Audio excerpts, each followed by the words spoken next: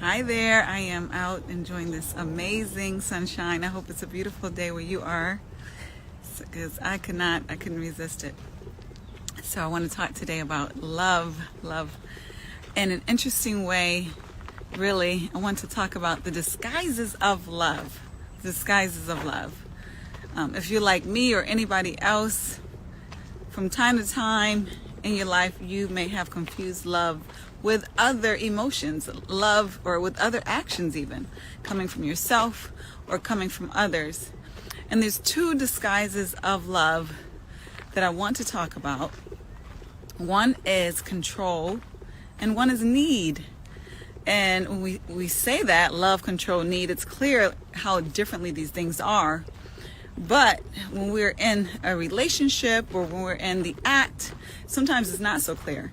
Whether even ourselves, are we trying to control someone? Are we loving them? Are we needing them? Or do they love us? Or are they needing us? Or are they trying to control us? Those are questions that sometimes we need to ask and not assume that we got it right. But hopefully we get it right when it's important. So I want to give an example. A lot of times when women are in relationships, they're looking for a man to be protective, to be a protector. And a lot of times the man is looking to protect. There's nothing wrong with that. But in the instance of that protection, we know in any action there's a motive. So is the protection out of love because he wants you to feel safe, because he wants you to be safe, he wants to ensure that there is nothing or no one coming to bring any type of danger to you? Or is it a control out of insecurity? These are things we have to think about. Is an action out of insecurity? Because if you're out of his sight, or on the flip side, if he's out of your sight, are you worried about them leaving or not being there? Versus worried about something happening to them, somebody going out at night or something, or what have you. A lot of times we have to be clear on where is that anxiety coming from the other person or from ourselves. Where is that concern coming from? Is it coming from a place of, I want that person to be protected, I want to be additional security for that person, or is it coming from a place of, if that person's out of my sight, they might not come back. If he's out of my sight, he might not come back. If she's out of my sight, she might not come back. So it's really a good need to be clear on that. In a similar instance, it could be not even about where somebody is or where they're going. It could be something even as much as, what someone eats. And this is about control as well sometimes. Sometimes I know me, like there's certain things I'm not going to eat. I'm just not going to do it. And when I see loved ones eat it, I might be uncomfortable at times, or they might be uncomfortable about something that I eat or choose not to eat, because they might think, well, Lepore, your diet could be different. And so we have that instinct sometimes to say, okay, this is bad to do, or this is bad to eat, you shouldn't do that. But we can walk a fine line between control and love. Love is wanting what is best for someone. Control is wanting to control what somebody does or eats in that instance, or says and does.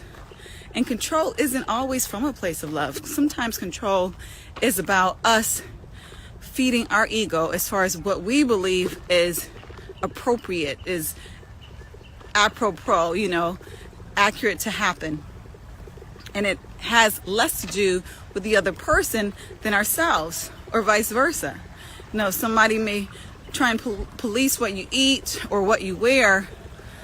They should ask the question. You should ask the question, are they doing it because they're really concerned about you, or are they doing it because they need to control the situation, because they know what's right and what's wrong and you don't?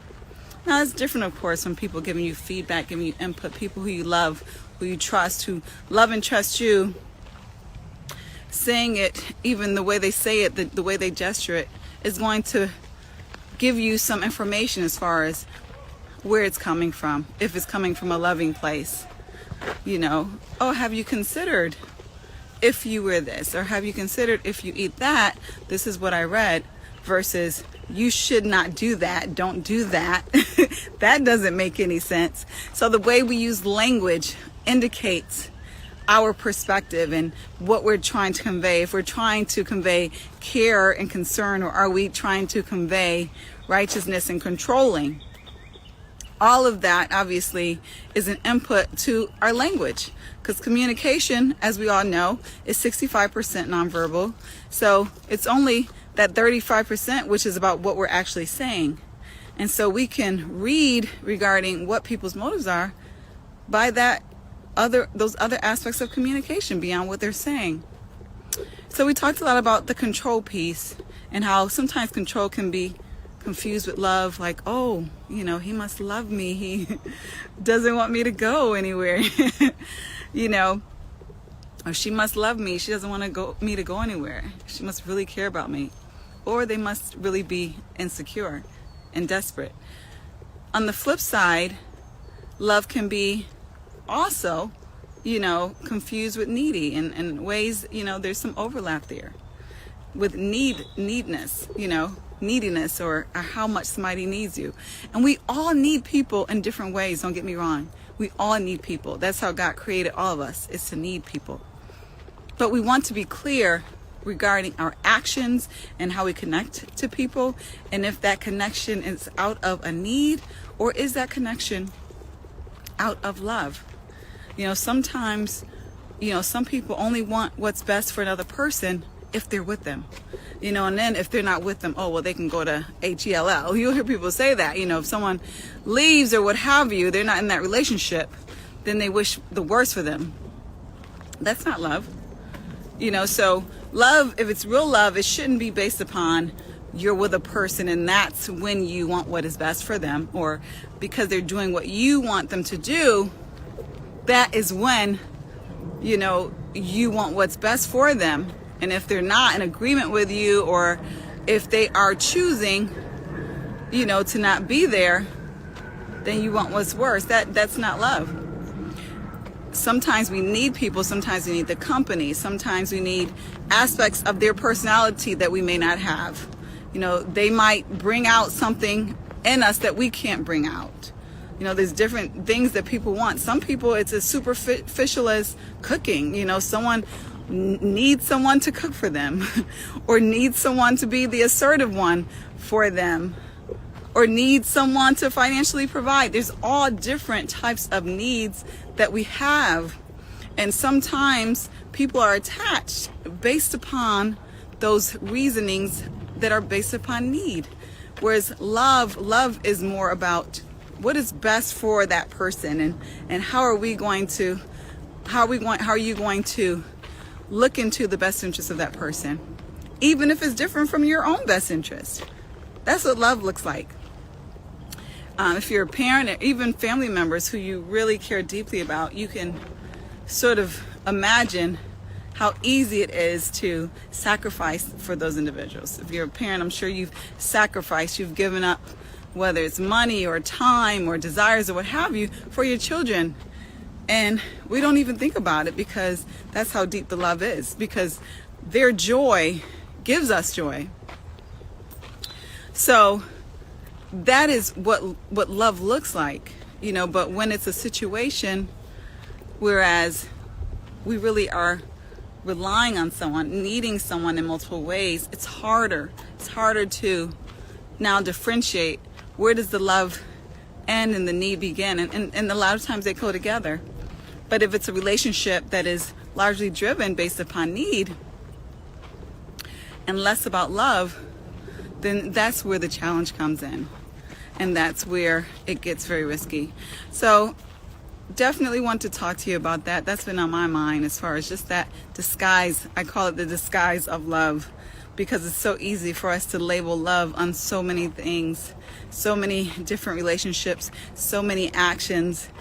It's easy for us to hide behind that label of love, or even to be confused about that label of love.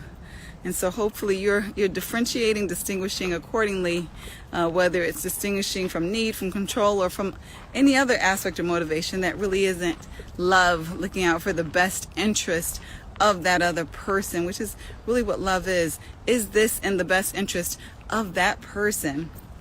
And of course, there's that element we're not even going to get into of respect, because sometimes we can say, yes, it's in the best interest of the person from our perspective, but do we respect them to make their own decision? So hope you have a great one.